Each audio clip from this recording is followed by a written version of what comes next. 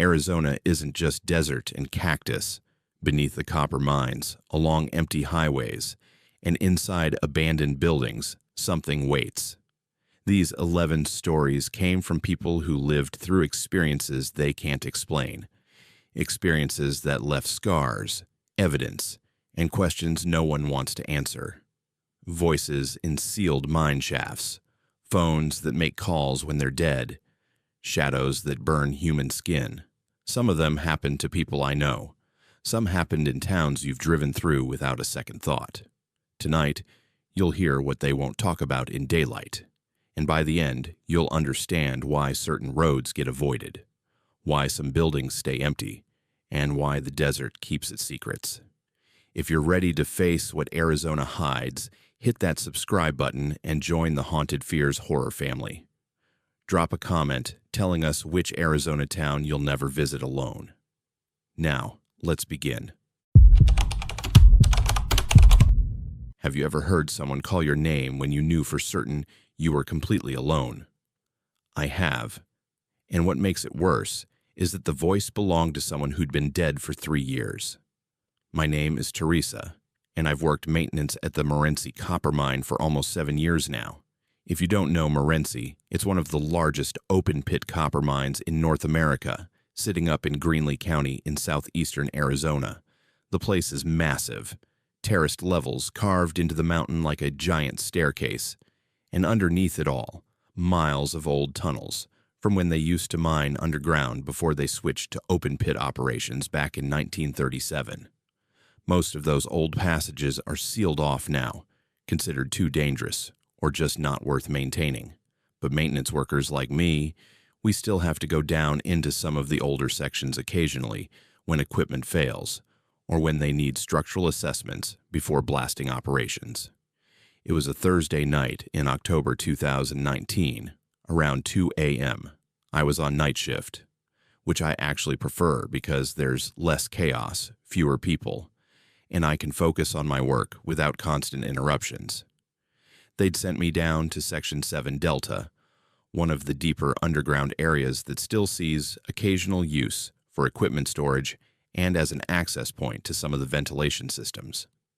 The section connects to some of the original tunnels from the 1800s, the shaft and tunnel areas that were major producers back when the copper company ran things. I remember the air that night. It had that particular quality you only get deep underground. Cool, slightly damp, with the ever-present metallic smell of copper that gets into your clothes, your hair, everything. The smell becomes part of you after a while. My headlamp cut through the darkness as I made my way down the main corridor, my boots echoing off the rock walls. I was there to check on a ventilation fan that had been running hot according to the sensor's topside. The fan was about a quarter-mile in, past 2 junction points where tunnels branched off into the sealed sections. Those sealed areas always made me uncomfortable. They'd been closed off with concrete barriers and heavy metal grating, but you could still see into them, still feel the emptiness beyond. Some of those tunnels stretched for miles into the mountain, remnants of over a century of mining operations. I found the fan and started my inspection. The bearing housing was running warm, probably needed replacement soon, but nothing immediately critical. I was making notes on my tablet when I heard it. Teresa. Just my name, clear as day. A man's voice coming from deeper in the tunnel, past where I stood. I froze. My hand stopped mid-motion on the tablet screen. The ventilation fan hummed steadily. Nothing else. I waited, listening so hard my ears hurt. "Hello?" I called out. My voice sounded small, swallowed by the tunnel. "Someone there?" Nothing. I went back to my work, telling myself it was just the acoustics playing tricks. Mines do that. Sounds carry in strange ways, bouncing off rock faces, traveling through cracks and fissures you can't see. Maybe someone was working in another section, and their voice had traveled through the stone somehow. 10 minutes later, I heard it again. "Teresa, come here." This time there was no mistaking it. The voice came from Tunnel 7 Delta 3, one of the sealed-off branches about 30 yards behind me. I turned slowly, my headlamp beam sweeping across the concrete barrier and metal grating that blocked the entrance. The voice was familiar. It tugged at something in my memory, but I couldn't place it. "Who's there?" I shouted, walking toward the barrier. "This area is sealed.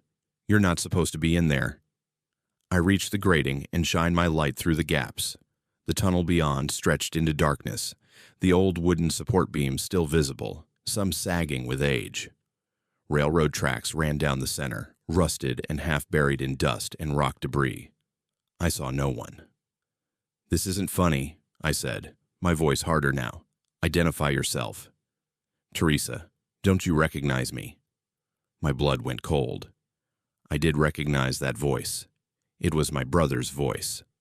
My older brother, who died 3 years ago in a car accident on Highway 191, the same road that cuts through the mine. He'd been coming home from a job site in Safford when a drunk driver crossed the center line. "No," I whispered. "No, that's not possible.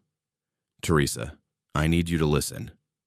The voice was gentle, the way my brother used to talk to me when I was upset about something. "Do you remember what I told you before I left?" I couldn't breathe. The last time I saw my brother alive, he'd stopped by my house in Clifton before heading out on that job. We'd argued about something stupid. I couldn't even remember what now. But before he left, he'd hugged me and said, "Take care of yourself, little sister. And remember, you're stronger than you think you are. Don't let this place break you." This place. He'd meant the mine. I'd been going through a rough patch back then, dealing with some harassment from a supervisor, thinking about quitting. "You remember," the voice said. It wasn't a question. Nobody knew about that conversation. Nobody. My brother and I had been alone in my driveway. I'd never told anyone what he said because he died the next day and it hurt too much to talk about. "What are you?" I asked, my voice shaking. "You're not him." "I'm calling from where they can't reach me anymore," the voice said. "But I wanted you to know I'm okay. And Teresa, you need to be careful down here. In 3 months, March. Don't come down to this section in March." Then silence. Just the fan humming and my ragged breathing. I stood there for I don't know how long, staring into that dark tunnel. My hands were shaking so bad I had to put the tablet down. I wanted to run, but I also wanted to understand what just happened. Finally, I gathered my equipment and got out of there. I didn't run, but I walked fast, my headlamp beam bouncing wildly off the walls. When I reached the surface, the night air felt like a blessing. I stood outside the tunnel entrance under the sodium lights, just breathing. I didn't report it. What would I say? That my dead brother's ghost warned me about something. They'd either think I was crazy or that I was trying to get out of underground work.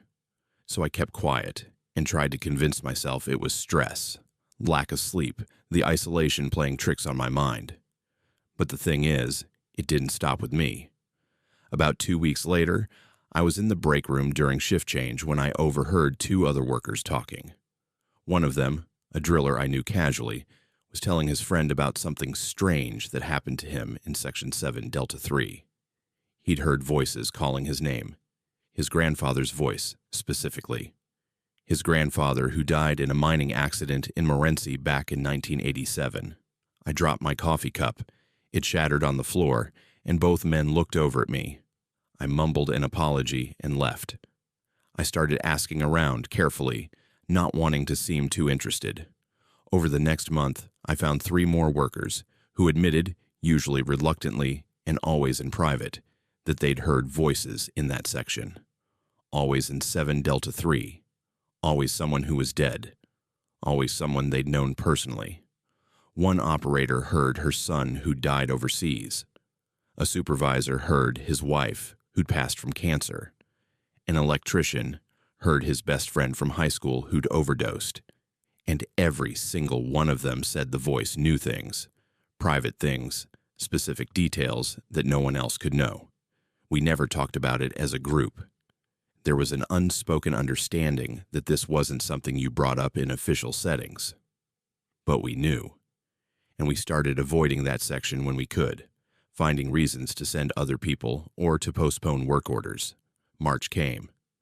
I'd almost forgotten about the warning, or maybe I'd tried to forget. On March 17th, a Tuesday, there was a scheduled inspection of the ventilation systems in 7 Delta. I wasn't assigned to it, but the worker who was called in sick at the last minute. They asked me to cover. I said no. First time in 7 years, I'd refused a work assignment.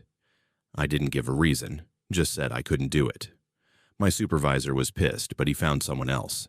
The worker he sent was a new guy, only been with the company for 3 months. He didn't know about the voices. He went down alone around midnight.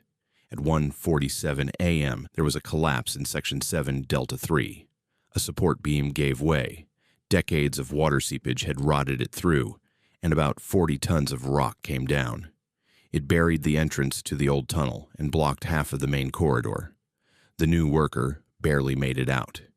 He was close enough to the collapse that he got hit by debris and broke his leg, but he survived. If he'd been 20 feet further in, where the ventilation equipment was located, where I would have been standing, he would have died instantly. The mine closed that section permanently after that. They filled it with concrete, sealed everything beyond the junction point. Too unstable, they said. Too much water damage to the old wooden supports. It should have been condemned years ago. I think about that night all the time. I think about my brother's voice, about the specific warning. March. Don't come down to this section in March. I never heard the voice again after that. I worked at Morenci for 2 more years, before eventually transferring to a different mine. I couldn't shake the feeling of being watched whenever I went underground there, like something was paying too much attention to me. But here's what keeps me up at night. Before I left Morenci, I managed to access some old personnel records through a friend in the company. I looked up mining fatalities in that section going back decades. There have been 17 deaths in or around Section 7 Delta since 1903. 17 people who died in cave-ins, equipment accidents, gas exposure, falls. And every March since the section was first dug, there's been at least 1 serious incident. Sometimes fatal, sometimes not, but always in March. Like clockwork. I don't know what's down there in those old tunnels. I don't know if it was really my brother's voice or something else that knew how to sound like him. But I know this. Something in that mountain is aware. Something that exists in those sealed passages, in the dark spaces where the copper veins run through ancient rock. Something that knows things it shouldn't know and can reach out when it wants to. The miners who came before us, they knew. There are old stories, if you dig through historical records, about those old shafts and tunnels. About men who refused to work certain dates. About sections that got sealed not because they were tapped out, but because too many men died there in ways that didn't quite make sense. The companies called it superstition, bad luck, safety violations. But the miners knew. And now some of us know too. We don't talk about it in the light of day. We don't file reports or tell investigators.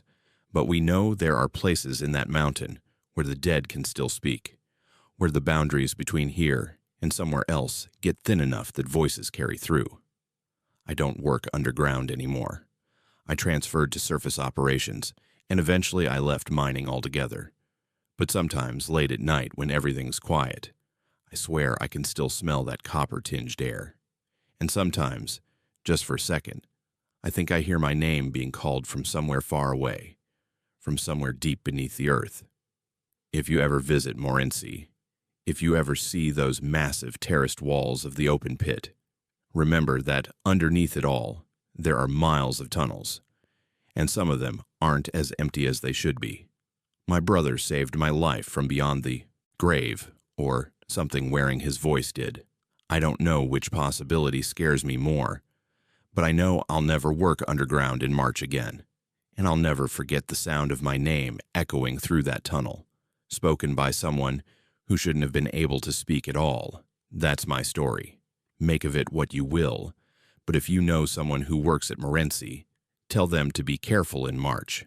Tell them to listen to the voices, even when they don't make sense, because sometimes the dead are trying to protect us from joining them too soon. And if you found this story disturbing, you're exactly where you belong. Subscribe to Haunted Fears and join our horror family. Share your own unexplained experiences in the comments. Maybe your story is next.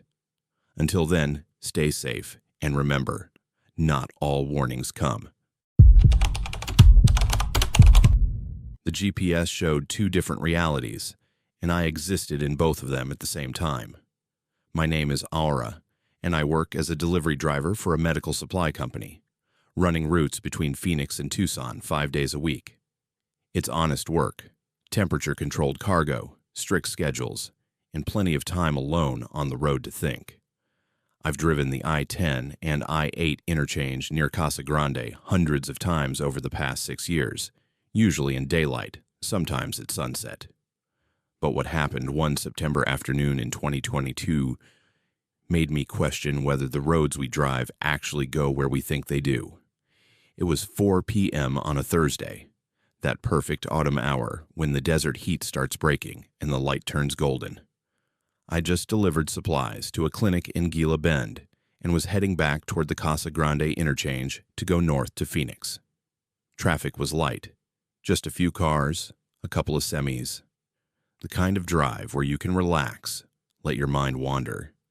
That's when I saw her standing on the shoulder just before the interchange split. A woman in jeans and a light jacket, thumb out, the universal hitchhiker signal.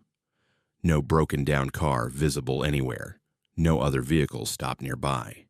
Just her, alone on that stretch of highway where there's nothing but desert scrub and the distant outline of the Casa Grande domes, those weird, abandoned concrete structures that show up in every Arizona paranormal documentary.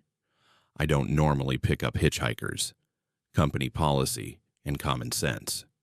But something about the situation bothered me.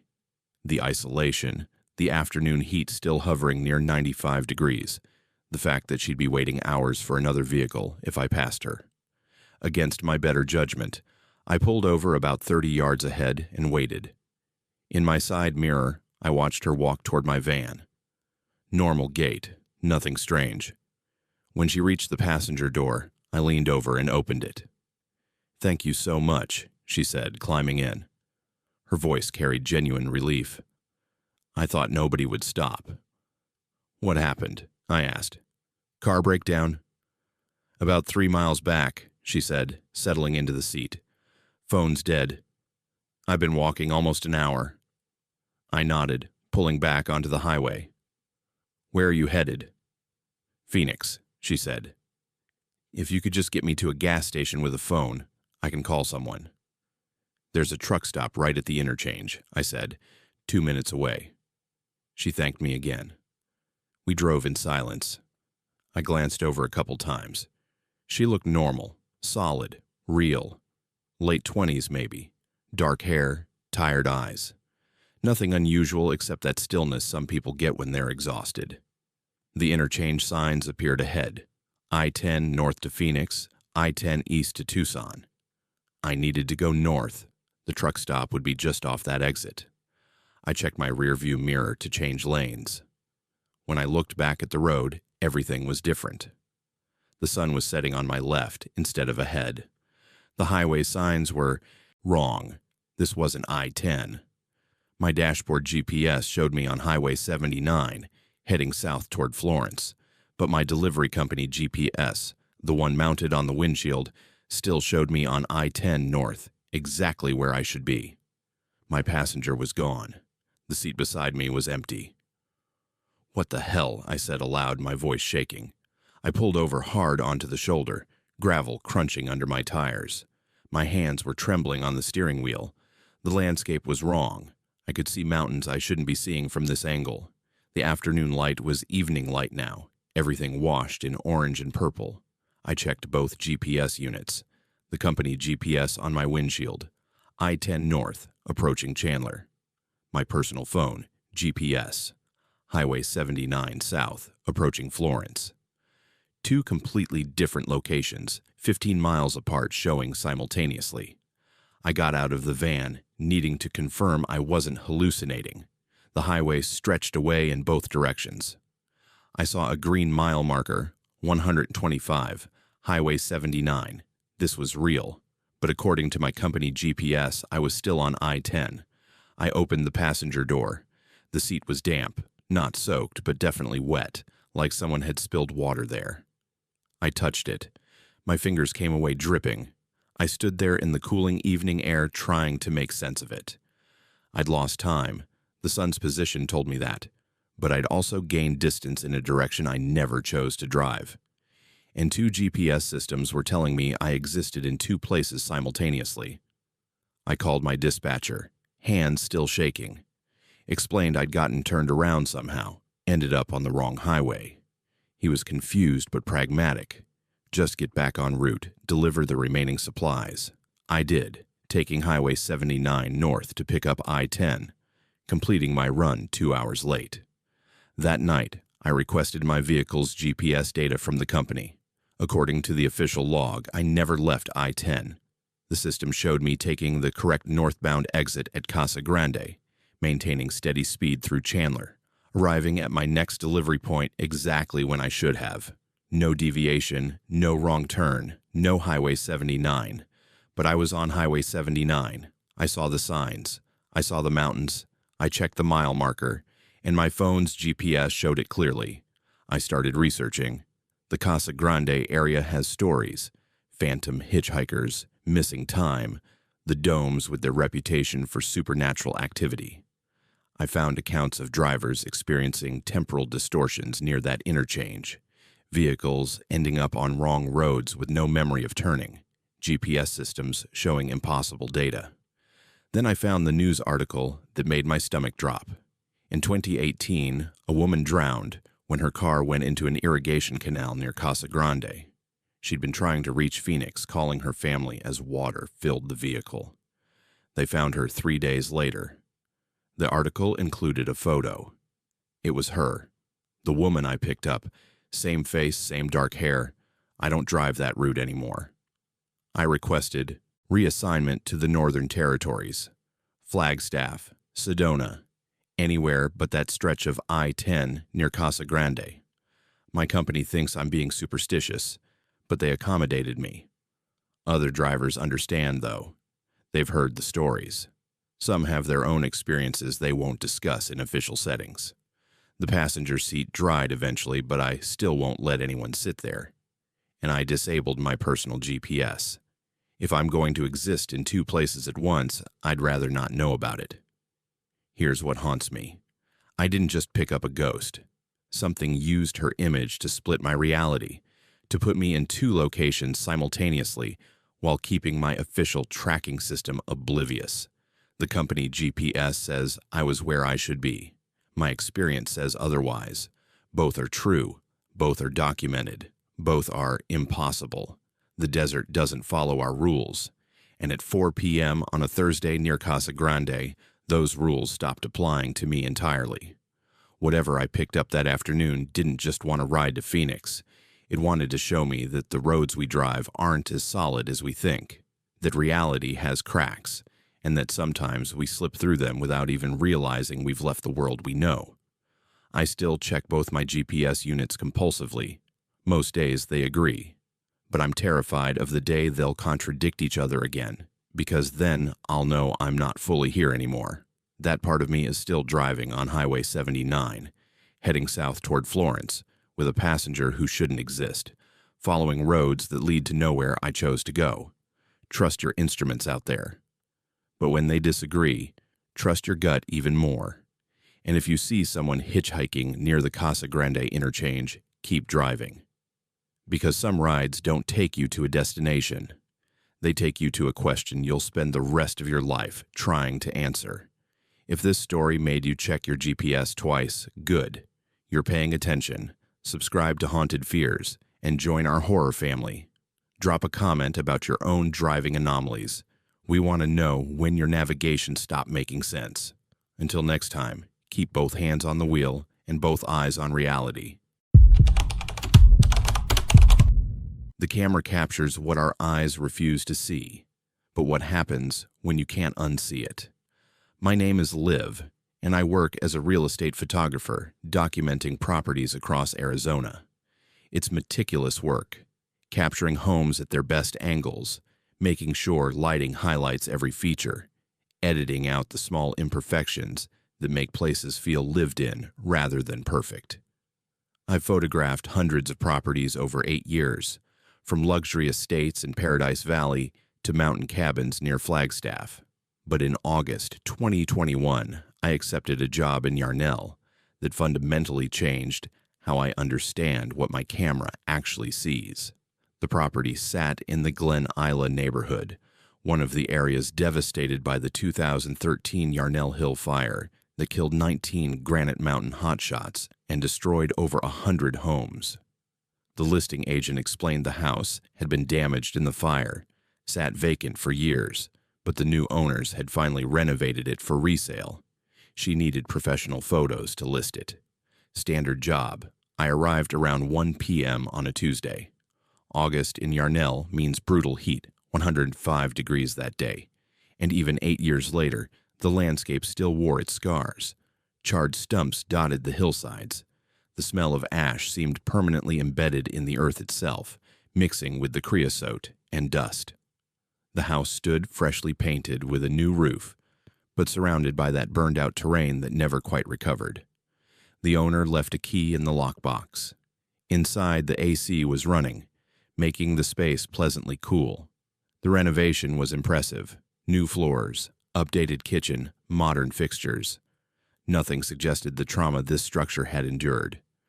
I started in the living room, setting up my tripod and wide-angle lens. Through my viewfinder, I framed the shot. Stone fireplace, large windows overlooking the valley, staged furniture arranged invitingly. I took 3 bracketed exposures for HDR processing. That's when I saw them. Through the window in my frame, a family sat in the backyard at a patio table. 2 adults, 3 kids. The father stood at a grill flipping burgers. The mother was laughing at something one of the children said. A golden retriever lay in the shade nearby. I lowered my camera and looked directly through the window. The backyard was empty, just dried grass and a pile of construction debris in the corner. I looked through the viewfinder again. The family was still there, visible through the window in my composition, clear as daylight. The father wore a blue button-down shirt. The mother had on a floral dress with puffy sleeves, the kind popular in the 90s. The kids wore clothes that looked dated too, not the modern cuts you see now. My hands started trembling. I took the shots anyway, 3 exposures, letting the camera bracket automatically. Then I moved to the dining room. I set up another composition, this time capturing the archway leading to the kitchen. Through my viewfinder, I saw the same family. Inside the house now, sitting at the dining table I was photographing. They were eating, talking, passing dishes. The mother served food from a casserole. One kid was laughing. I stepped back and looked at the table with my naked eyes. Empty. The staging furniture sat untouched, a bowl of fake fruit as the centerpiece. Back through the viewfinder, the family eating dinner, animated conversation, completely solid and real within my camera's frame. I photographed every room in that house.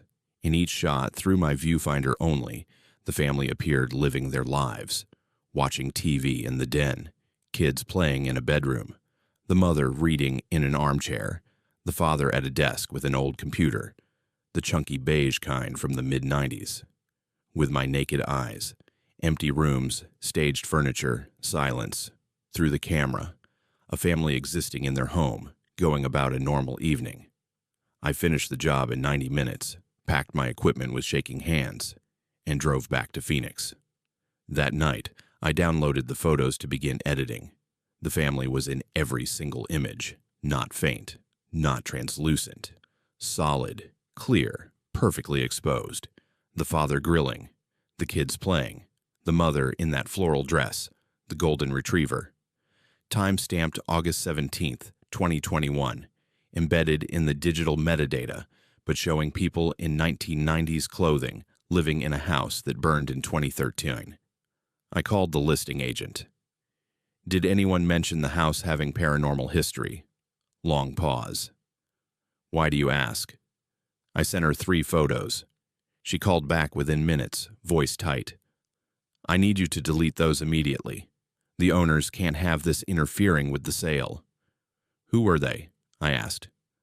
The family in my photos. Another pause. I'll send you information. Just delete the photos. She emailed me a news article from July 1995. A family of 5 had died in a house fire in that exact location, 20 years before the Yarnell Hill fire. The address matched. The father, mother, 3 children, and their dog perished when an electrical fire broke out while they slept. The article included a photo from a neighborhood barbecue taken weeks before the fire. It was them. The father in his blue shirt, the mother in her floral dress, the 3 kids, the golden retriever. I sat staring at my computer screen for an hour. My camera had photographed people who died in 1995, appearing in a house rebuilt after a 2013 fire, on a sunny afternoon in 2021. The metadata proved when I took the photos. The composition proved where. But the subjects existed in a different time entirely. I delivered edited photos to the listing agent with the family carefully removed. Hours of painstaking work cloning out figures, replacing them with empty space, but I kept the originals on an encrypted drive. The house sold 3 months later. I checked the listing obsessively. In November 2021, I drove back to Yarnell with my camera. The new owners had moved in, different furniture visible through the windows, cars in the driveway, signs of actual occupancy. I parked across the street and looked through my camera's viewfinder at the house. The 1995 family was still there, still eating dinner, still watching TV, still living their lives in that space, completely unaware they died 26 years ago, unaware the house burned down twice, unaware new people now sleep in rooms where they once existed. I don't photograph properties in fire zones anymore. My agent thinks I'm being superstitious, but she doesn't argue. I'm good at my job. She gives me other assignments. But here's what keeps me awake. My camera doesn't just capture light, it captures time. And in places where reality got disrupted violently enough, through fire, through death, through trauma, those layers of time don't disappear. They stack on top of each other, all existing simultaneously, and the right tool can see through to what's underneath. Every time I look through a viewfinder now, I wonder what else I'm seeing that I've learned to edit out without questioning. How many other photos have I taken where the past bleeds through into the present, visible only through the specific wavelengths my camera sensor captures? That family in Yarnell is still there, still living their normal evening routine from July 1995. And I have digital proof, time-stamped and GPS tagged, that they're cooking dinner on August 17th, 2021. Both are true. Both are documented. Both are impossible. The camera doesn't lie. But reality does. And in places where fire rewrote the landscape, sometimes you can photograph what was, what is, and what should no longer exist, all in the same frame. If this story made you question what your camera really captures, good. You're starting to see. Subscribe to Haunted Fears and join our horror family. Comment if you've ever photographed something you couldn't explain. We want to see the images you are afraid to share. Until next time, remember, the lens sees everything, whether we're ready to acknowledge it or not. When 8 strangers wake at the same moment to the same nightmare, is it still just a nightmare? My name is Benedict, and I moved to Bisbee in March 2021 after my consulting contract ended in Tucson. The pandemic had obliterated my industry. Corporate team-building retreats don't exactly thrive when nobody's allowed in offices, so I needed somewhere cheap to regroup and figure out my next move. Bisbee seemed perfect. A quirky mining town tucked into the Mule Mountains, full of artists and retirees, absurdly cheap rent compared to Phoenix or Tucson, and that old copper town character you can't manufacture. I found a room in a Victorian boarding house on Brewery Gulch, One of those impossibly steep streets where houses stack up the hillside like a vertical neighborhood. The landlord, an older woman who lived off-site, told me the building dated to 1908, constructed after the Great Fire that leveled half of Old Bisbee. Originally, it housed miners working the copper operations that made this town wealthy. The house had 8 rooms total, all occupied. We shared a kitchen and bathroom on each floor. The other tenants seemed decent. A retired couple in their 70s next door to me, a painter across the hall who kept vampire hours, a jewelry maker upstairs, a writer, a bartender from one of the saloons on Main Street, and someone working night shifts I never actually met. It had that lived-in feel old buildings get, with floorboards that creaked under your weight and radiator pipes that clanged when the heat came on. The first 2 weeks felt normal. I'd hear neighbors moving around, smell coffee brewing in the shared kitchen, occasionally exchange pleasantries in the narrow hallways. I spent my days sending out resumes and my evenings exploring Bisbee's strange layout. Streets that dead-end into staircases, houses built into hillsides, the Lavender Pit mine creating a massive absence at the edge of town. Then came March 17th. I woke at exactly 3:17 a.m. to the overwhelming sensation that someone stood at my door, not knocking, not making noise, just standing there on the other side of the wood perfectly still. My room was dark except for streetlight filtering through lace curtains. I stayed motionless in bed, listening. No footsteps, no breathing. Just that undeniable awareness of presence, like when you know someone's staring at you even with your eyes closed. Then I heard it.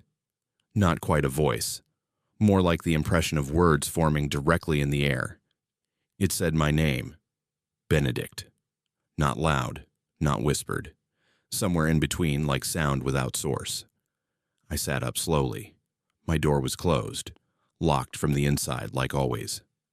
The narrow gap at the bottom showed no shadow, no feet, no indication of anyone standing there. But the feeling intensified. Someone was there, waiting, patient. "Hello?" I said. My voice sounded small in the dark room. Nothing. The presence remained. I grabbed my phone from the nightstand. 3:17 a.m. I turned on the flashlight and aimed it at the door. Nothing visible, but I could feel it. Whatever stood on the other side wasn't leaving. Then slowly my door began to open. I hadn't unlocked it. I was looking right at the deadbolt, still engaged. But the door swung inward anyway, like the lock meant nothing. It opened 6 inches, then stopped. Through the gap, I saw the hallway. Empty. No one there. But the presence had moved. I felt it now inside my room, between me and the door. I couldn't move. Every muscle locked. My breath came short and fast. Something stood 3 feet from my bed, invisible but absolutely there. And I couldn't do anything except watch my door standing open and feel whatever it was existing in my space. It lasted maybe 2 minutes. Then the presence receded. The feeling of being watched evaporated. My door remained open, but the hallway felt empty again. I finally moved, jumping up and slamming the door shut. My hands shook so badly I could barely turn the deadbolt.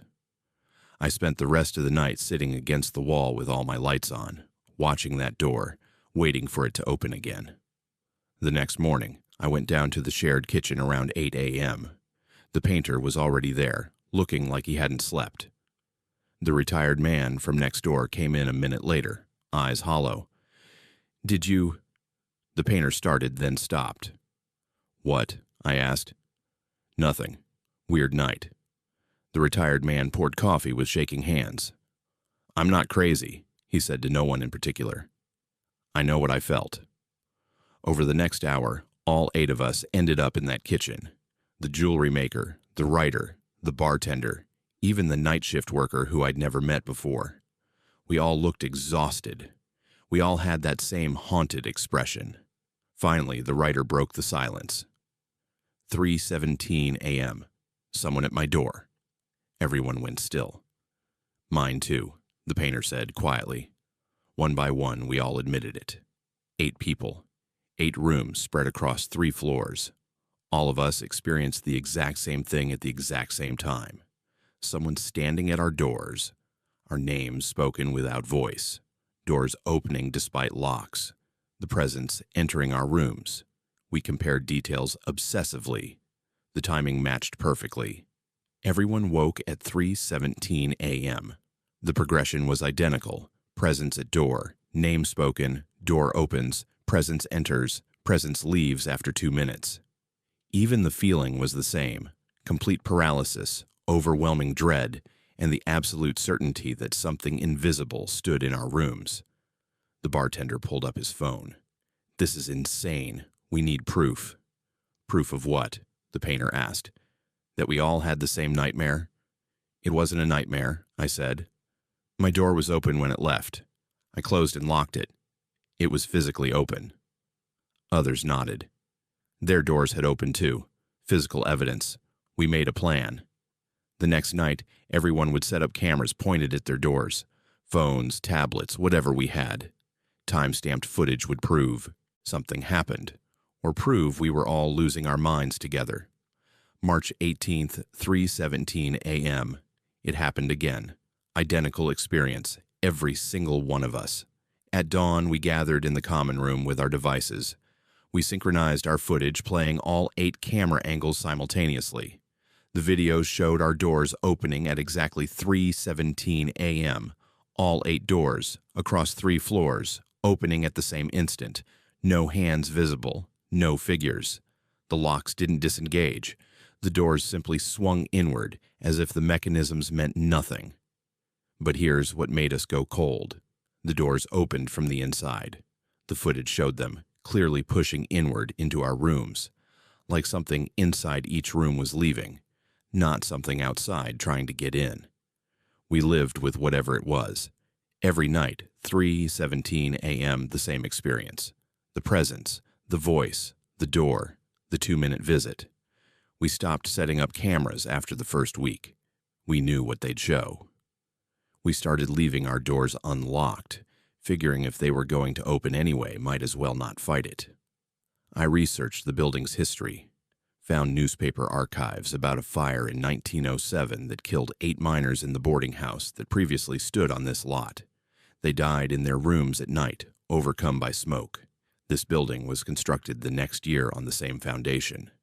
8 miners, 8 rooms, 3:17 a.m., the estimated time of their deaths. I moved out in June, so did 3 others, but 4 people stayed. When I asked the painter why, he said, "It's just 2 minutes a night." And honestly, after a while, it feels less like haunting and more like routine. They're not trying to hurt us. They're just stuck in their pattern. I think about that a lot. About those miners still making their rounds, checking doors, calling names, existing in their 2-minute loop every night for over 100 years. About the people who've learned to live with it, who've made peace with sharing their space with the dead. I don't miss Bisbee. But sometimes at 3:17 a.m., wherever I am, I wake up. And for just a second, I feel that presence again. Like whatever stood at my door in that boarding house left something behind in me. A reminder that some patterns don't break just because you leave the place where they started. The 8 of us who lived through March 2021 in that house, we have a group chat now. Nobody uses it much, but every few months, someone posts the same message, 3:17, and everyone responds, "Felt it."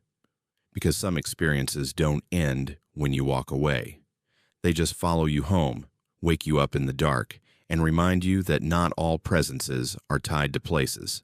Sometimes they tie themselves to people instead. If this story made you check what time you usually wake up at night, good. You're paying attention. Subscribe to Haunted Fears and join our horror family. Comment if you've ever experienced the same event at the same time as strangers. We want to hear about the patterns you've noticed. Until next time, remember, routine hauntings are still hauntings, even when you get used to them. Someone used my voice to call my family while I watched my dead phone, and I still don't know who they followed into the desert. My name is Azari, and I work remotely as a database administrator for a healthcare company based in Phoenix. The job lets me travel, which is perfect because I hate staying in one place too long. In September 2022, I decided to drive out to the Painted Desert area near Petrified Forest National Park, one of those vast, empty stretches along I-40 where the land turns into bands of red, purple, and white, like someone dragged paintbrushes across the earth. My partner and our 2 kids were with me. We'd planned a weekend camping trip, stopping at scenic overlooks, letting the kids run around in the open desert air. It was late afternoon when we pulled off at a rest area just west of the park entrance. The sun was starting its descent, turning everything gold and orange. I got out to stretch and check my phone for directions to our campsite. Dead battery. Completely drained despite having 40% charge when I checked 20 minutes earlier. These things happen with older phones, I figured. I told my partner I'd walk up to the higher ground to see if I could spot the campground from the ridge. We had a printed map as backup, but I wanted to confirm the route. "I'll be back in 10 minutes, I said. "Keep an eye on the kids." The walk took me about 200 yards from the rest area, up a small incline, where the desert opened up into that characteristic painted desert landscape. Layered badlands stretching to the horizon, hardly any vegetation, just striations of ancient sediment exposed by millennia of erosion. The silence was profound. No traffic noise from I-40, no birds, just wind. I checked the map, oriented myself, and started back down the slope. That's when I noticed our car was gone. Not just moved, gone. The rest area was empty except for one other vehicle, a dusty sedan I didn't recognize. I ran down the slope. The rest area had maybe 6 parking spots, and ours had been in spot 3. Now there was nothing. No tire marks in the dust. No sign anyone had been there. My heart started hammering. I looked around wildly. The other car sat empty, windows dark, no one in sight. I ran to where our car had been, as if somehow it would materialize if I stood in the right spot. Nothing. I checked my phone out of habit, still dead, useless black screen. Then I heard a car approaching on the access road. Our car. My partner was driving, the kids in the back, and they pulled into a completely different parking spot. Spot 7, the farthest from where they'd been. I ran over. "What the hell, where did you go?" My partner looked at me like I'd lost my mind. "What do you mean, where did we go? You called. You said you were lost and needed us to come find you right away." "I what?" "You called my phone 15 minutes ago, completely panicked, saying you'd walked way too far and couldn't find your way back. You said you were by some red rocks about 2 miles west and needed help immediately. We've been driving around looking for you." I felt cold despite the afternoon heat. "My phone is dead, look." I held up the black screen. My partner went pale. That's not possible. I talked to you. It was your voice. You told me exactly where to look." We got into the car. The kids were quiet in the back, sensing something wrong. My partner pulled up the call log on their phone. There it was. My number, 15-minute call, 14 minutes ago. "Play the voicemail," I said. "There isn't one." We talked. "You were on the line the whole time." "What did I say?" "Exactly." My partner's hands tightened on the steering wheel. "You said you'd walked west, looking for a shortcut to the campground. You said you'd found some interesting rock formations, but then gotten turned around. You sounded scared. You kept saying, 'Come get me, I can't find the car, please hurry.' You gave very specific directions. Past the ridge, look for the tall red pillar, you'd be waiting by it. And we drove there. That weird rock formation about 2 miles west. We circled it 3 times. You weren't there. Then I tried calling you back, and it went straight to voicemail. So we came back here to see if you'd returned on your own." We sat in silence. The sun was lower now, the shadows getting long across the painted desert. "Who did you see?" I finally asked. "When you left to find me? Did someone flag you down? Did anyone offer to help?" My partner thought. There was Someone at the rest area when we pulled out. I thought it was strange because there were no other cars. They were standing by spot 3 right where we'd been parked, wearing a jacket with a hood up, even though it's hot. I assumed it was just another tourist. Did you see their face? No. They had their back to us, but they waved, like acknowledging us leaving. I checked my phone again. Still dead. I plugged it into the car charger.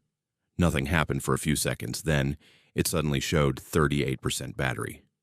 Not charging from dead, just already had power. I checked my call log. No outgoing calls. No 15-minute conversation with my partner's number. The log showed my last call was from 3 days ago. We drove to the campground in silence, set up the tent mechanically. The kids asked if we could drive back to see the nice person who helped Daddy.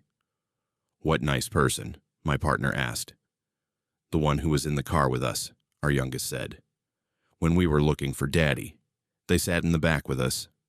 We both turned around. What? They were really quiet, our older kid added. They didn't say anything, but they pointed which way to go. The back seat was empty now. No third person. No sign anyone had been there. But both kids insisted. Someone had been in the car with them, sitting between them, pointing directions, while my partner drove around looking for me. We packed up immediately, drove back to Phoenix that night, 3 hours in the dark, checking the rearview mirror constantly. The kids fell asleep. We didn't. I had the phone checked by a technician. Battery was fine. No drainage issues. No explanation for why it appeared dead, then suddenly showed 38% with no charging. The call my partner received came from my number, verified by the carrier, but doesn't appear in my outgoing log. The carrier couldn't explain it. System glitch, maybe. Corrupted data. But we know what happened. Something in that desert used my voice to lure my family away. Something that knew how to sound exactly like me. Knew what to say to make them drive off. Knew how to make them trust it enough to get in their car when they left.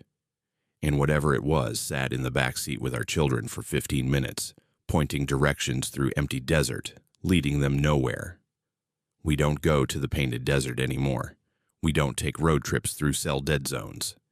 And I check my phone constantly now, obsessively, making sure it works, making sure my family can reach me, making sure nothing can impersonate me again. Because the worst part isn't what happened. It's what didn't happen. Something called my family using my voice. Something got in their car. Something sat with our kids.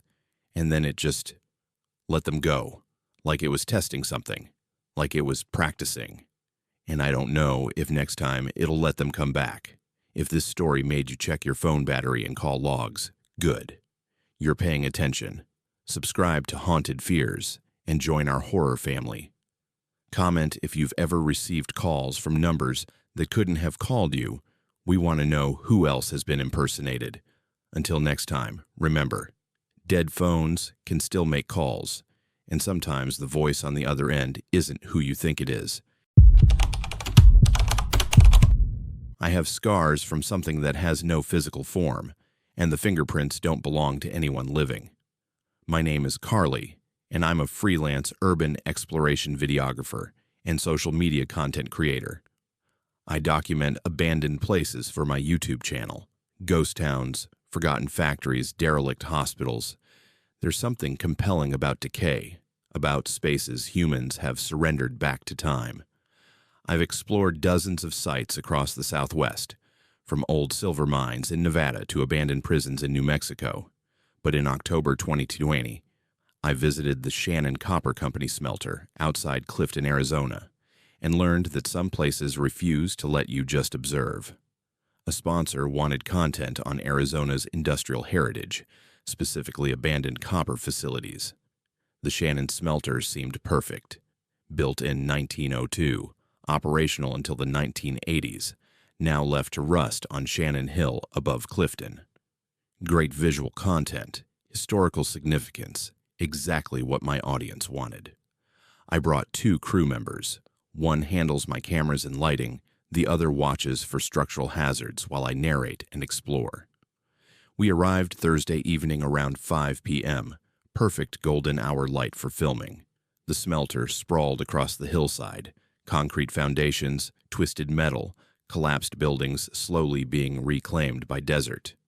EPA warning signs about arsenic contamination dotted the perimeter. The main furnace building still stood, roof partially caved but structure mostly intact. We set up external lights, and I began filming my intro, explaining the smelter's history, panning across the ruins. Standard procedure for my channel: establish location, provide context, then explore interior. As I filmed, my camera operator noticed something odd on his monitor. There's a shadow moving inside the building, but there's no one there. I looked at the screen. He was right. Through the doorway in our shot, a human-shaped shadow moved across the back wall, clearly defined, moving independently. We looked at the actual building. Empty. Equipment malfunction, I said, but I didn't believe it. We checked the footage. The shadow appeared in multiple frames, moving, repositioning itself. But when we looked with our eyes, nothing. Professional curiosity overrode my unease. I'm going in. Keep filming from out here. I walked into the smelter with a handheld LED light and my phone for secondary footage. The temperature dropped immediately, despite the warm October evening. The massive space felt oppressive, filled with rusted machinery and decades of industrial residue. I felt it before I saw anything, a presence behind me. Then cold pressure between my shoulder blades, like someone pressing their palm hard against my back. I spun around. Nothing there. But the feeling intensified. Ice-cold contact spreading across my upper back. I ran. Outside, my crew saw my panic. What happened? Something touched me, my back. Check my back. They lifted my jacket. Both went silent. You have... There are marks, like burns. Carly, you have a handprint burned into your skin. We drove straight to the ER in Safford. The doctor was baffled. Second-degree burns in a perfect handprint pattern, 4 fingers, and thumb pressed between my shoulder blades. My jacket showed no damage. The fabric wasn't even warm, but my skin underneath was blistered and raw. Were you assaulted? The doctor asked. These look like contact burns. I had no answer he'd believe. The burns took 3 weeks to heal, leaving permanent scars. My crew member, who works in forensics, offered to analyze them. We extracted fingerprint patterns from the scar tissue, are clear enough for analysis. The fingerprints don't match anyone. They're anatomically human, but don't exist in any database. Whoever, or whatever left them, was never fingerprinted in life, or the prints come from someone who died before modern record-keeping. I reviewed all our footage. The shadow appears in every frame we shot of the building's interior. It moves, repositions, seems aware of our presence. In the final seconds before I ran out, you can see it right behind where I was standing. I researched the smelter's history. Dozens of workers died there. Heat exhaustion in furnaces reaching 2,000 degrees. Toxic fume exposure, industrial accidents. Many deaths were never properly recorded, especially immigrant workers with no documentation. The burns on my back match thermal injury patterns. Something that existed around intense industrial heat left its mark. Not through current heat, but through the memory of fire burned into whatever form it now holds. I posted edited footage to my channel with a vague explanation about unusual atmospheric conditions. The video went viral, but I didn't post the footage showing the shadow clearly. I didn't post the hospital photos of my burns. 3 people know the truth: me, my crew, and my forensics contact. I don't explore abandoned industrial sites anymore. I switched my channel focus to nature content. Hiking trails, scenic vistas, places where the worst thing I'll encounter is weather. My back aches when it's cold. The scars haven't faded. And sometimes I wonder about that shadow, still in the Clifton smelter, still moving through those ruins, still carrying whatever heat consumed it decades ago. It burned me, but it let me leave. I don't know if that was mercy or warning. If this story made you reconsider exploring abandoned places, good. subscribe to Haunted Fears, and join our horror family. Comment if you've ever been marked by something that shouldn't be able to touch you. Until next time, remember, some shadows exist without light, and some burns come from things that died in fire long ago. The dead don't stop broadcasting. They just wait for someone to tune in. My name is Colson, and I've been a licensed amateur radio operator for 15 years. There's something meditative about radio work. The static, the distant voices crackling through electromagnetic noise, making contact with strangers across continents using nothing but radio waves and persistence. I run a small ham radio station from my home in Tucson, part of a network of operators who monitor emergency frequencies and help with disaster communications when cell networks fail. In November 2021, I was scanning frequencies late one night around 2 a.m. when I picked up something unusual on 7.210 MHz. Clear military-style transmissions, formal protocol, coordinates being exchanged, alphanumeric codes. The transmission quality was excellent, almost too clean for the frequency.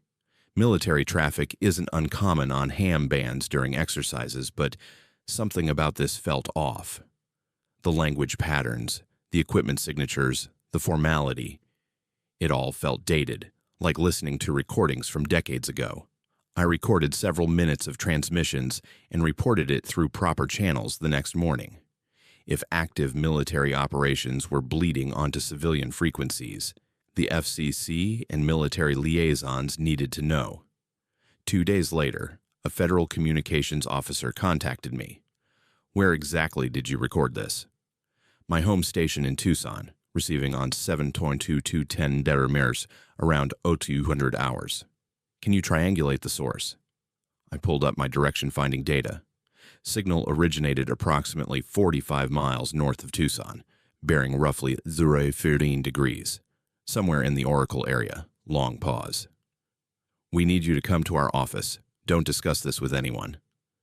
At their Phoenix office, they played my recording against archived military communications. The match was exact. Word for word, pause for pause, code for code, my recording matched transmissions from October 1962, the Cuban Missile Crisis, Strategic Air Command communications, coordinates for bomber routes, authentication codes that were classified for decades. "This is a sophisticated hoax," the officer said. "Someone's broadcasting historical recordings." "Except," I said, "these were live transmissions. I was monitoring in real time. Nobody was playing recordings. There were atmospheric conditions, signal fade, all the characteristics of live broadcast. And the source location." "The Oracle facility," he finished quietly. We drove out there the next day, me, 2 FCC officers, and a military communications specialist. The old Oracle communications facility sits on Mount Lemon's lower slopes, built during the Cold War as part of the early warning network. Massive antenna arrays, underground bunker structures, all decommissioned in 1991. The site has been abandoned for over 30 years, supposedly stripped of all active equipment. We arrived at dusk. The facility was exactly as abandoned as reported. Rusted fencing, collapsed structures, antenna towers leaning at dangerous angles, warning signs about structural hazards and no trespassing, no power lines connected to the site, no generators, no active equipment visible. I set up my portable radio gear outside the fence. At 8:47 p.m., the transmission started. Clear, strong signal, military protocols, coordinates being exchanged, the exact same transmissions from 1962, but broadcasting now, in real time from somewhere inside the abandoned facility. We traced the signal to the main communications bunker. The door was rusted shut. We forced it open. Inside, emergency lighting flickered weakly. Battery backup systems that should have died decades ago. Deeper in, we found the communications room. Equipment lined the walls. Vintage 1960s radio gear, vacuum tubes, analog oscilloscopes. Everything looked functional despite 30 years of abandonment. And on the main transmission console, indicator lights glowed steady green. Active transmission in progress. Signal strength meters bouncing with modulation, but no power source. The main electrical panel showed dead circuits, no batteries, no generators. Just equipment operating, broadcasting, pulling electricity from nowhere.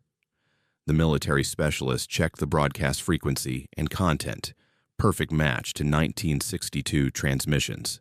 Same voices, same codes, same coordinates for B-52 bomber routes that flew during the missile crisis.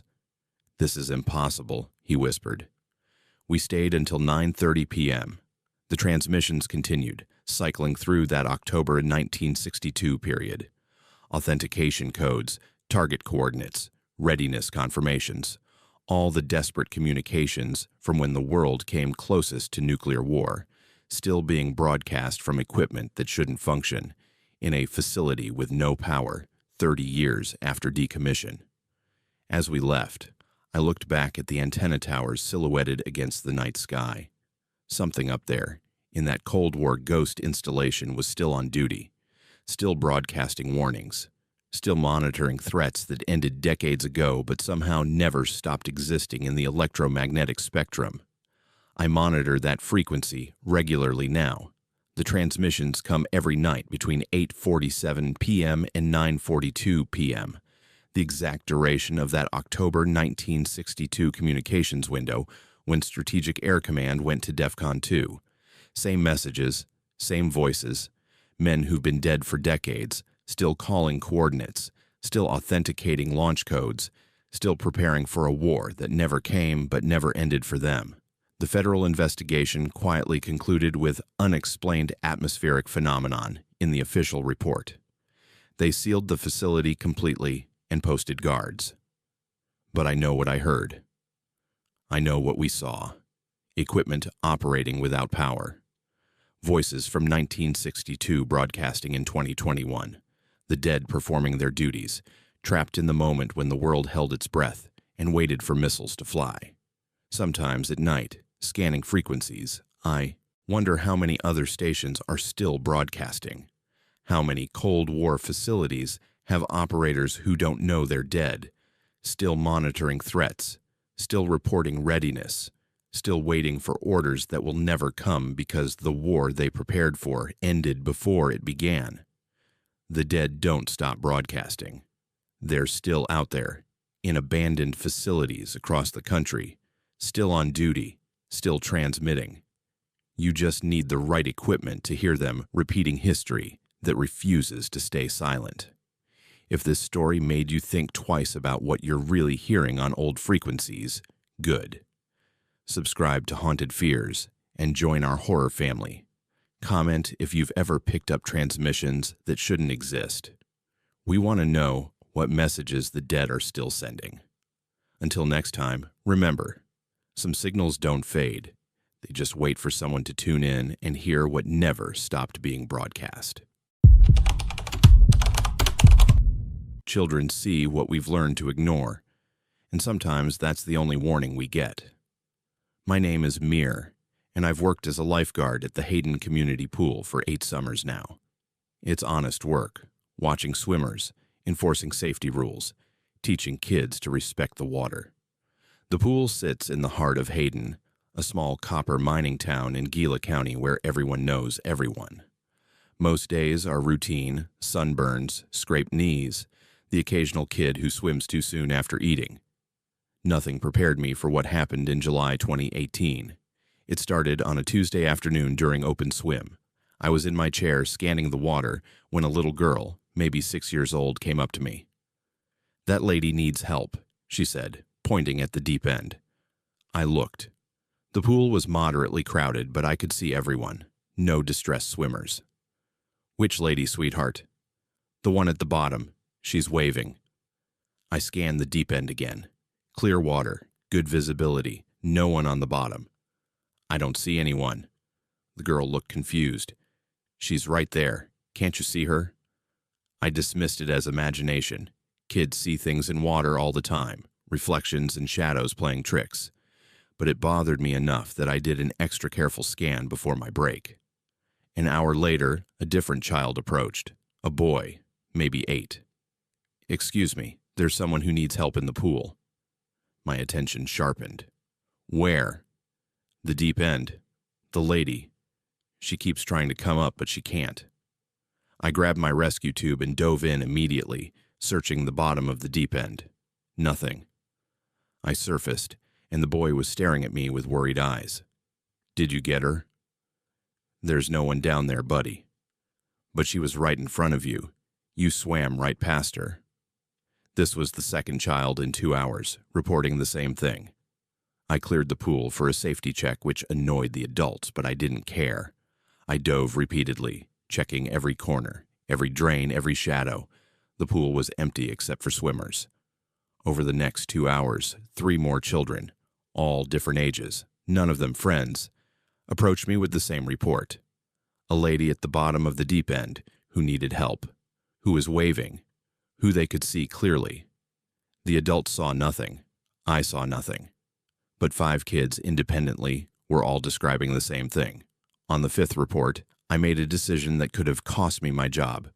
I told my supervisor I was concerned about the filtration system and insisted we drain the pool for inspection. She was furious. It was peak summer. Draining meant closing for days. But I wouldn't back down. They drained it that night. At the bottom of the deep end, wedged in the main drain intake where the water enters the filtration system, they found remains. Human remains. A woman based on the clothing fragments and bone structure. She'd been there a long time. The coroner estimated at least 30 years. The investigation revealed her identity. A local woman who'd gone missing in 1987. There'd been searches, but the pool had been checked and cleared. Somehow she'd gotten into the filtration system through a maintenance access point that was later sealed and forgotten. She'd been there, just out of sight, for 31 years. 5 children saw her. 5 different kids who didn't know each other, all reporting the same thing on the same day. They saw something my adult eyes couldn't process, or something that new adults wouldn't respond, so it made itself visible to the ones who still could see. I think about that often. About how many times I'd scanned that pool over 8 summers. How many times I'd looked right past her without seeing. About those kids who insisted she was there, waving, needing help. The pool reopened after repairs, with a memorial plaque for the woman we found. I still work there, but now when a child tells me they see something I can't, I believe them immediately. I dive. I check. Because I learned that day that children don't filter reality the way we do. They see what's actually there, even when adults have trained themselves to look away. The other lifeguards think I'm paranoid now. I do extra checks. I take kids seriously when they report things. I never dismiss a concern as imagination, because somewhere in that transition, from child to adult, we lose something. We learn to not see. We convince ourselves that what shouldn't be there isn't there. But children haven't learned that lesson yet. They still see the woman at the bottom of the pool, the figure in the corner, the presence adults miss. And sometimes, like that Tuesday in July, they're the only ones warning us about dangers we've taught ourselves to ignore. If this story made you reconsider dismissing what children say they see, good. Sometimes they're the only ones still watching. Subscribe to Haunted Fears and join our horror family. Comment if a child ever warned you about something you couldn't see. We want to hear about the times you should have listened. Until next time, remember, when kids say someone needs help, maybe we should stop looking with adult eyes and start believing what they can still see. I heard them drowning in a river that wasn't there, and 20 years later, they're still screaming. My name is Henrik, and I'm a geology graduate student researching flash flood patterns in Arizona's Copper Corridor. My thesis focuses on how monsoon rainfall creates sudden, catastrophic flooding in normally dry washes. Arroyos that sit bone dry for months, then transform into raging torrents within minutes during summer storms. In August 2023, I camped solo in a dry wash near Winkleman to document monsoon season rainfall patterns and sediment deposition. What I experienced that night had nothing to do with geology and everything to do with time refusing to stay buried. The arroyo sat about 3 miles northeast of Winkleman, a small mining town in Gila County, where copper has been pulled from the earth for over a century. The wash ran through BLM land, public, isolated, perfect for research. I checked weather forecasts obsessively. Clear skies predicted for 3 days. No storms within 200 miles. Camping in an arroyo is dangerous during monsoon season, but with clear conditions, it's the best way to study sediment layers and flood markers. I set up camp at dusk, August 14th, right in the wash bed.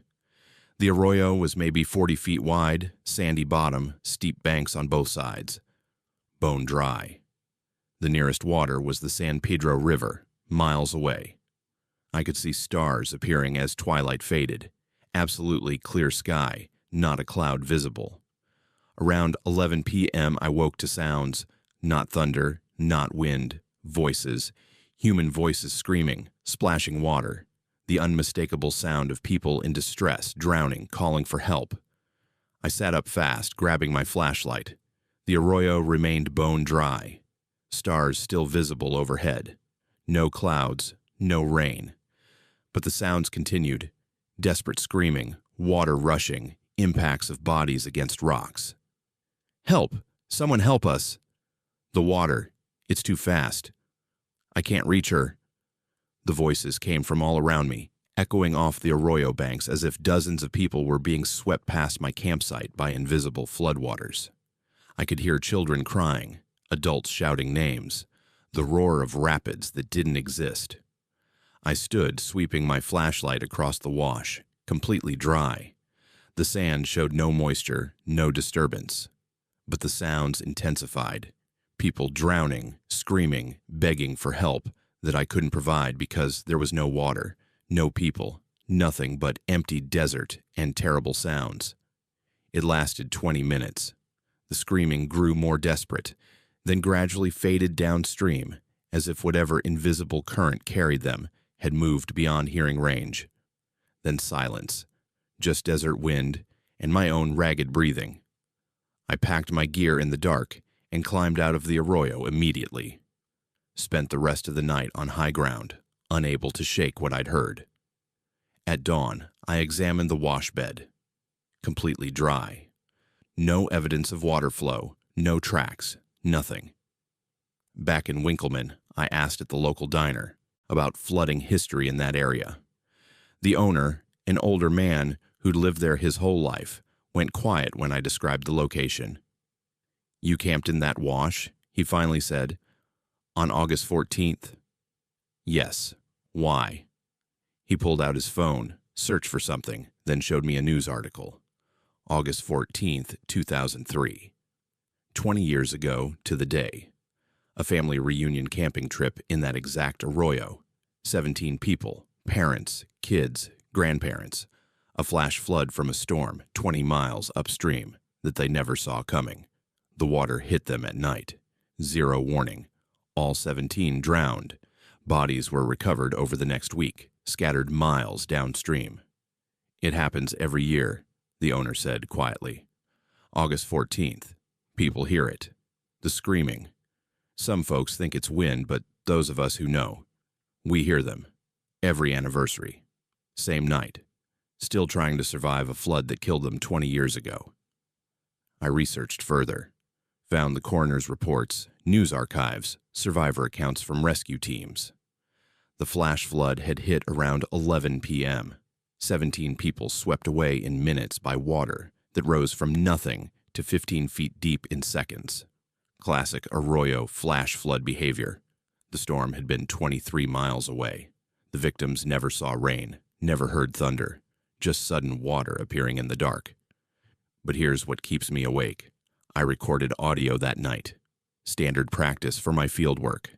I keep a voice recorder running to document ambient sounds, any rainfall, wind conditions. When I reviewed the recording, the screaming is there. Crystal clear. Dozens of voices. Names being called. Children crying. The roar of rushing water. 20 minutes of audio capturing sounds that had no physical source. I can identify specific phrases. Grab the tree. Where's the baby? Hold on to me. Words spoken by people who drowned in 2003, somehow still echoing through time in the place where they died, replaying every August 14th at 11 p.m. like a recording burned into the landscape itself. Flash floods are geological phenomena, water, gravity, terrain. They're physics, not metaphysics. But that arroyo holds something beyond erosion patterns and sediment deposits. It holds the final 20 minutes of 17 lives, trapped in the moment of their death, replaying annually whether anyone is there to hear it or not. I changed my thesis focus. Now I study the intersection of trauma and landscape. How violent events might leave impressions in places not just in human memory. My professors think I've lost scientific rigor, but I have audio evidence. I have testimony from locals who've heard the same sounds for 20 years. I have geological data showing no water flow that night, paired with clear recordings of people drowning.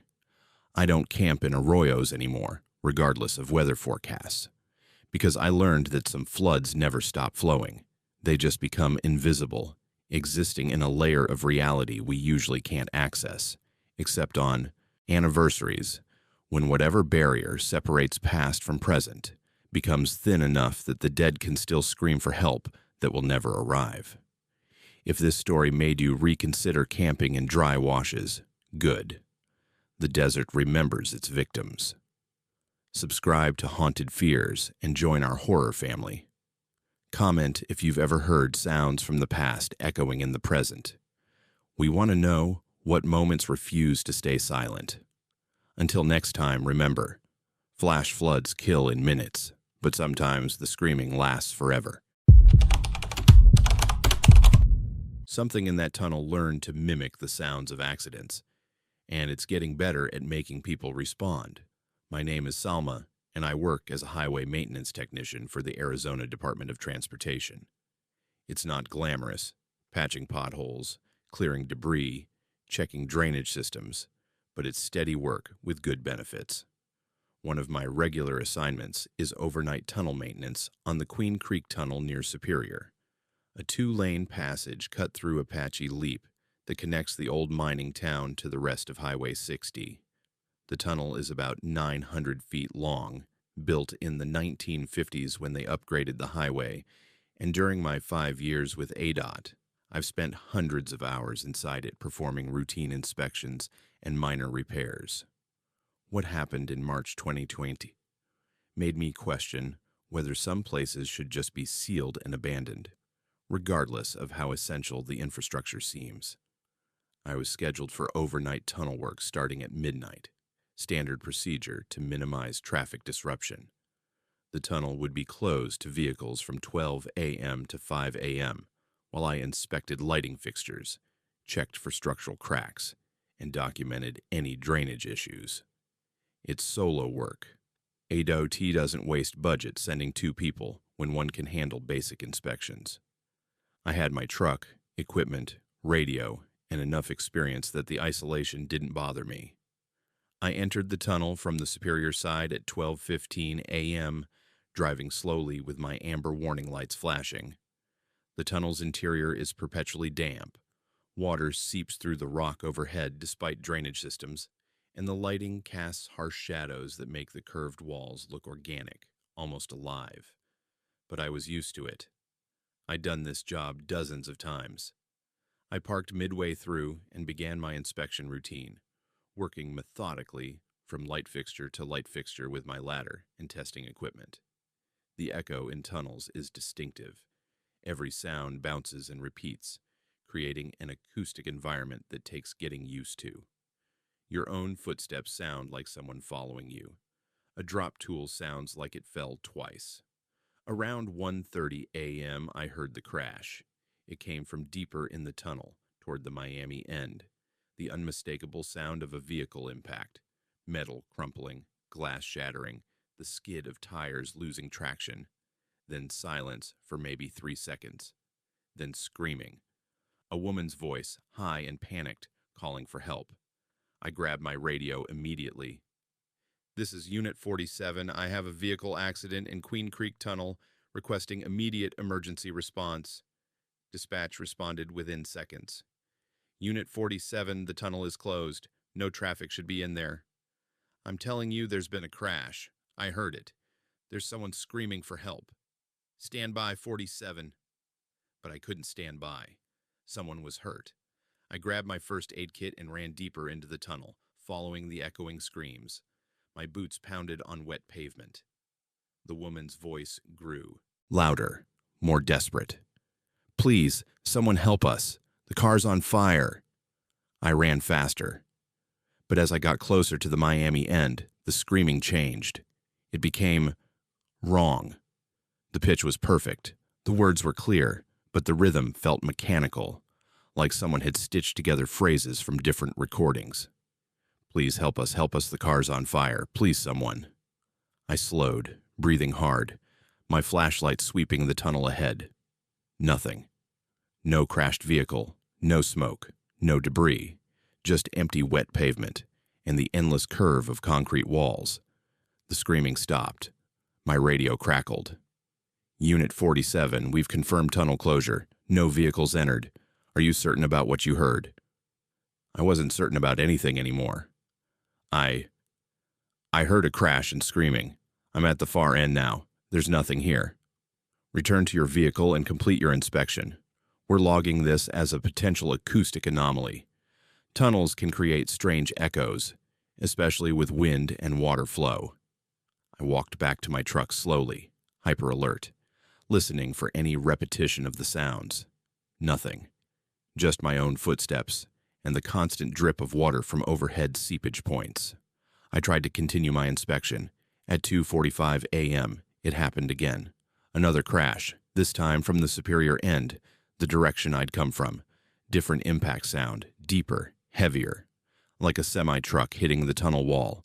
Then male voices, multiple, shouting, overlapping. We need help. Call 911. He's trapped. The truck's going to explode. I radioed dispatch again. They confirmed no traffic, but the voices were so real, so urgent. Against protocol, against my own growing fear, I ran toward the superior end. The voices got louder as I approached, then they shifted again, same mechanical quality, phrases looping. Call 911, call 911, he's trapped, the truck's going to explode, call 911. Nothing at the superior end. No accident, no people. No physical evidence that any vehicle had been in the tunnel at all. This time, I didn't go back to my inspection. I got in my truck, drove out of the tunnel, and called my supervisor from outside. Told him I was experiencing repeated auditory disturbances, couldn't complete the work safely. He wasn't happy, but he authorized me to return to the yard. The next day, I filed an incident report. My supervisor asked if I'd been drinking or using medication. I told him no. He suggested stress, fatigue, maybe early onset of some medical condition. But he also pulled historical records for the Queen Creek Tunnel. What he found made me glad I'd left when I did. Since 1952, there had been 14 fatal accidents in that tunnel. 14 crashes that killed a total of 23 people. The reports showed consistent patterns, vehicles losing control, hitting walls, multi-car pileups during poor weather. The most recent was in 2019. A woman died when her car hydroplaned on the wet pavement and struck the tunnel entrance. But here's what made my blood run cold. Every maintenance worker who'd reported acoustic anomalies in the tunnel, and there were 7 documented cases going back to 1987, described the same experience. Crashes heard, but not seen. Screaming that grew louder as you approached but stopped when you arrived. Phrases that looped unnaturally, like recordings. And all 7 workers reported hearing the sounds in the same locations where actual fatal accidents had occurred years earlier. The crashes were echoes, not of sound but of events. The tunnel was replaying its deaths. But that wasn't the worst part. The reports showed escalation. In 1987, a worker heard a single crash once during a shift. By 2003, workers were hearing multiple crashes per night. In 2015, a worker reported that the screaming followed him out of the tunnel, continuing until he was a quarter-mile away. The tunnel was getting better at it.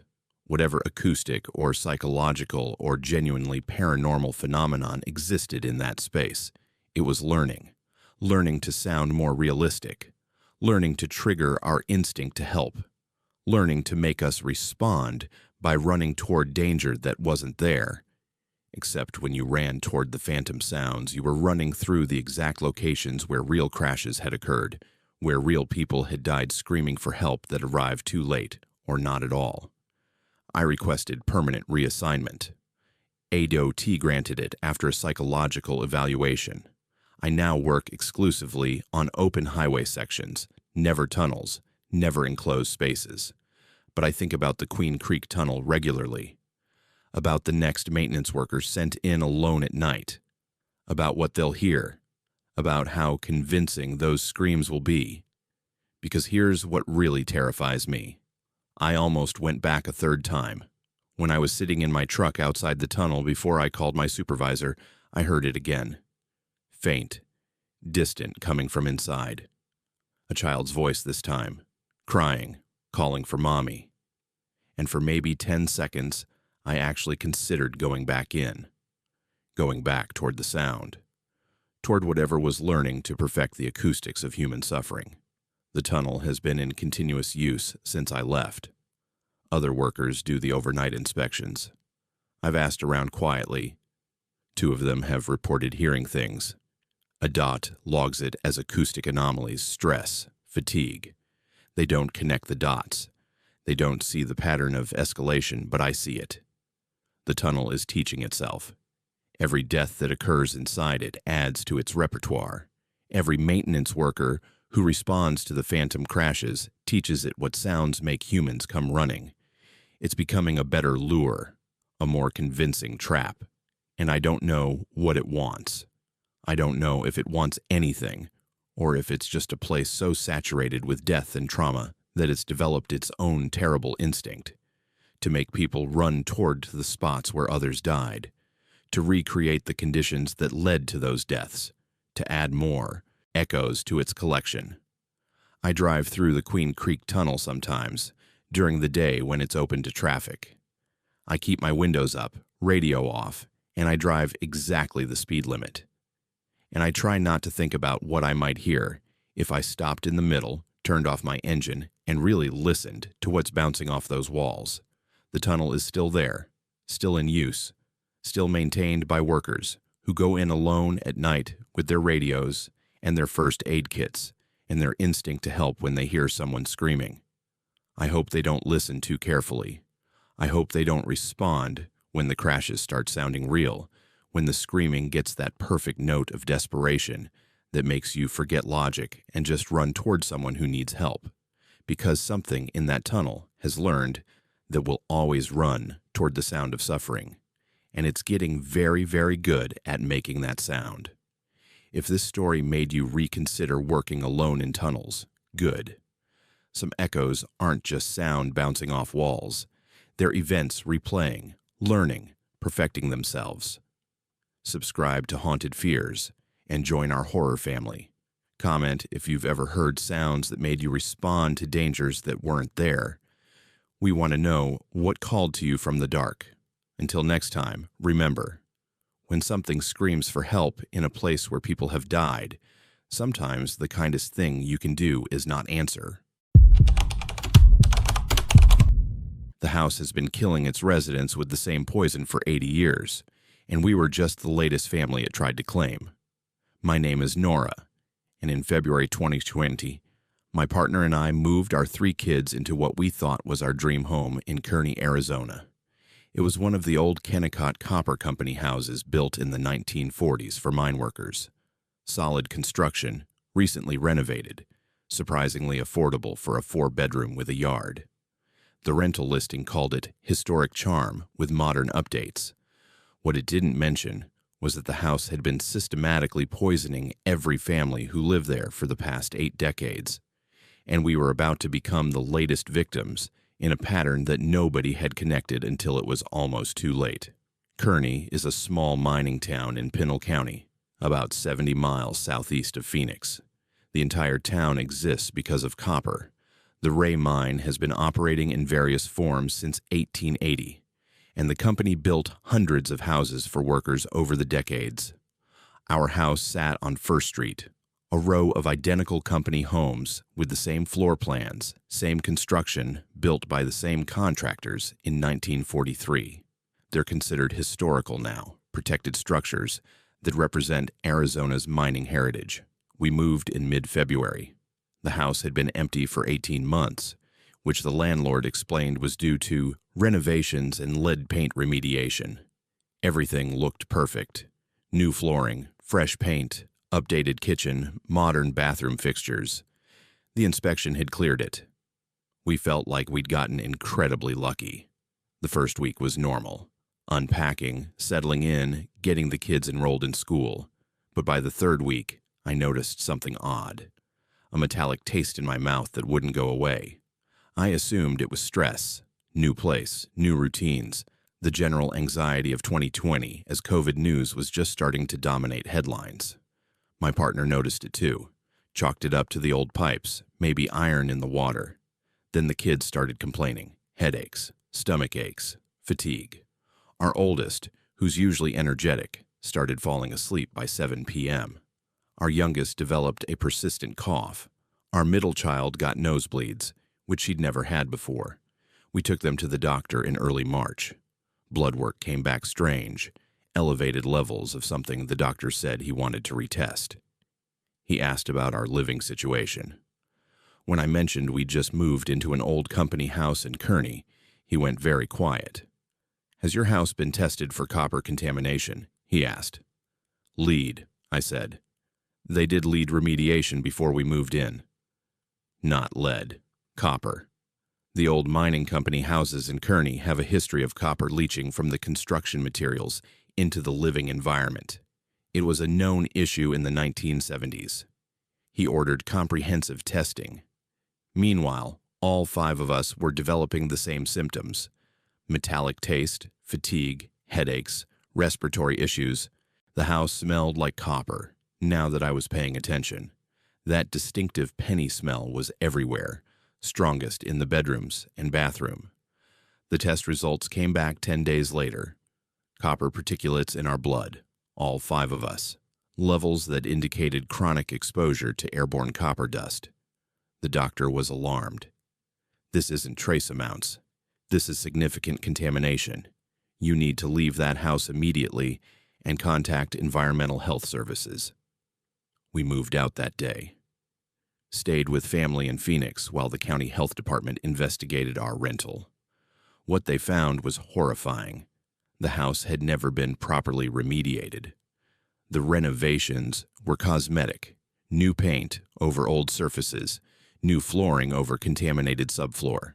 But the copper contamination wasn't in the paint or pipes. It was in the walls themselves. When the house was built in 1943, Kennecott had used mine tailings, waste rock from copper processing, as aggregate in the concrete foundation and mixed into the plaster walls. Standard practice at the time, nobody understood the long-term health risks. For 80 years, those walls had been slowly releasing copper dust into the air. Every house on that block was the same, built with the same contaminated materials, poisoning every resident who stayed long enough to absorb dangerous levels. But here's where it gets truly disturbing. The health department pulled historical records. Our house, specifically our address, had a documented pattern going back to 1943. In 1943, the original family developed mysterious illness. They left after 11 months. In 1951, another family, same symptoms, moved out after 8 months. In 1958, a family of 6, severe respiratory issues in all members, moved out after 10 months.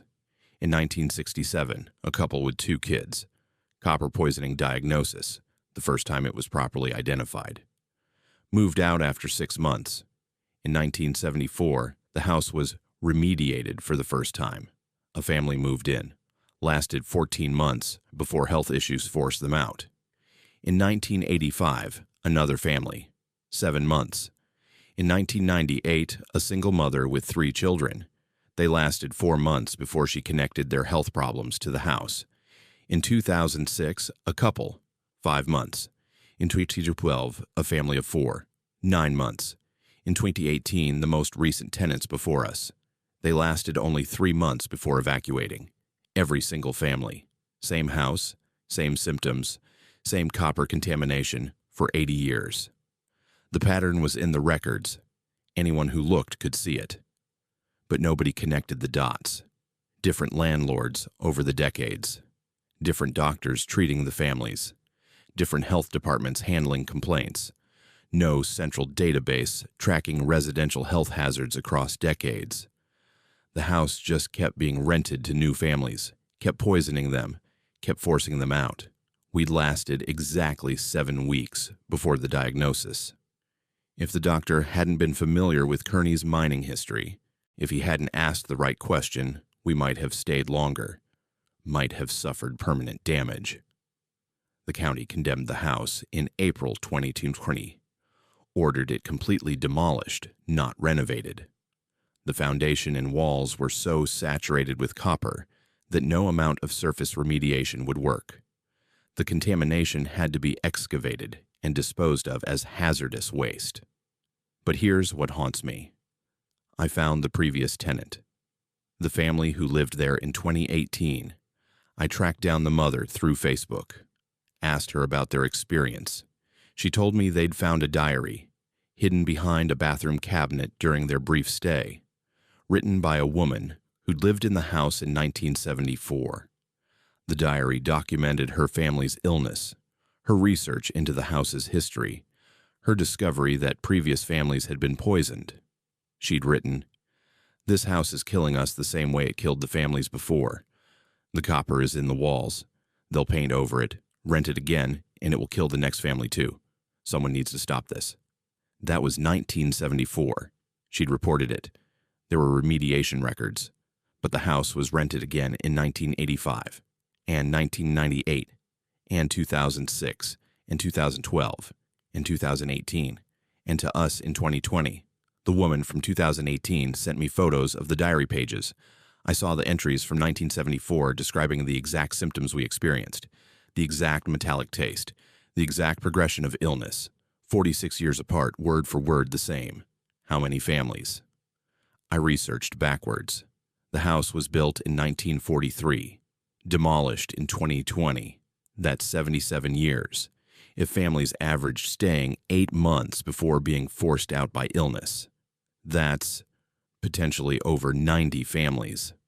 Hundreds of people, mostly children, poisoned by a house that was documented as dangerous since at least 1967, when copper contamination was first officially diagnosed. The house didn't haunt us with ghosts. It poisoned us with its own body, with the contaminated materials that formed its bones. And unlike ghosts that might be random or inexplicable, this was documented, recorded, known. And it still kept happening because no single system connected the historical pattern to the present danger. Our kids recovered fully. We were lucky, caught it early enough. But I think about the families in the 1940s and 50s and 60s, before copper poisoning was well understood. I think about the children who grew up with developmental issues, respiratory damage, neurological problems that might never have been connected to the house they lived in for a few months when they were young. The lot where our house stood is empty now. The county posted signs about soil contamination. But the other houses on that street, built the same way, with the same materials, are still occupied, still rented, still slowly releasing copper dust into the air while families sleep and eat and breathe. I reported it multiple times to county health, to state environmental services, to HUD. They're investigating. Meanwhile, lights are on in those houses, kids' bikes in the yards, families living in structures built with poison, just like we did, just like 80 years of families before us. The house didn't need to be haunted. It was already a killer, a patient, methodical killer that worked so slowly you wouldn't notice until the damage was done. And because it took months instead of minutes, because families moved away instead of dying in place, nobody connected the deaths of health and childhood and futures to the structure itself. We are the family that got away. We're lucky. But I'll never forget that metallic taste, or watching my kids get sicker every day we stayed there, or realizing we were just the latest names in an 80-year ledger of victims that the house had methodically poisoned with its own contaminated bones. The house is gone, but the pattern continues elsewhere, because in mining towns across Arizona, company houses built with mine tailings still stand, still rented, still releasing copper dust into the air while families sleep, unaware they're breathing poison, unaware they're living inside structures that were toxic from the moment they were built. We got out. We recovered. But I'll always wonder about the families who didn't, the ones who stayed too long, who developed chronic conditions, whose children grew up damaged by exposure they never knew was happening. Victims of a house that killed with patience, with chemistry, with the same contaminated foundation it had been using to poison residents since 1943. If this story terrified you more than any ghost could, you're understanding the real horror. Sometimes the worst hauntings aren't supernatural. They're systemic failures that let the same tragedy repeat for decades while everyone looks away. Subscribe to Haunted Fears for more true Arizona horror stories that expose the darkness hiding in plain sight. Hit that notification bell so you never miss when we reveal the next terrifying truth about places you thought were safe. Drop a comment if you've ever lived in old company housing. Your story might be the warning someone else needs to hear. And share this video with anyone moving into historic homes in mining towns, because knowledge is the only protection against poisons that have been waiting in the walls for 80 years. Until next time, stay vigilant. The real monsters don't hide under beds. They're built into the foundations of houses that look perfectly safe.